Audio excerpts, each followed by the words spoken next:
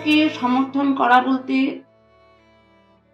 বামপন্থার মধ্যে দিয়ে যে যারা, আমি সেদিনকে আরো বেশি আপ্লুত হয়েছে এই কারণে, বামপন্থা এখন আরো বেশি সংগ্রামী হয়ে উঠবে। যে ইয়াং জেনারেশনগুলো যেভাবে বিভ্রান্ত হচ্ছে চারিদিক থেকে, সেখান থেকে বামপন্থা মনোভাবী যদি আদর্শগতভাবে তাদের আনা যায়, এই বামপন্থীরাই নিয়ে আসবে এই মানে যুবক যুবতীদের।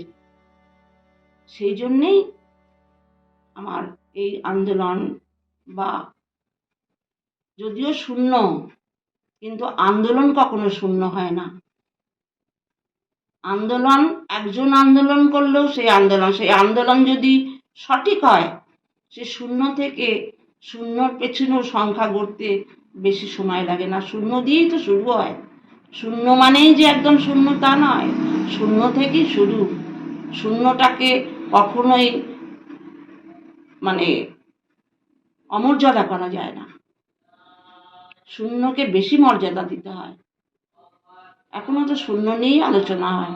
শূন্য না থাকলে কখনো কি সংখ্যা বসানো যায়?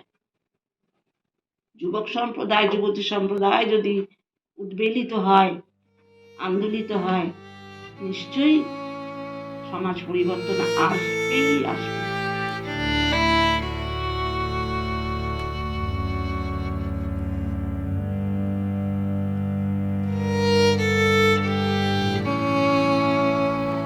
এই ভাই আমার কথা বলতে পারে না, ও শ্রীরামপুর এসডিও অফিসে কাজ করতো, ডিপার্টমেন্টের কাজ করার চাকরি করতে।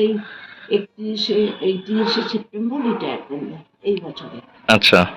আর ও আমার পেনশন সমিতি, আমার বাড়িতে মিটিং হয়, ওই পেনশন সমিতির সেক্রেটারিয়েট মিটিংটা হয়, কমিটির মিটিংটাও হয়।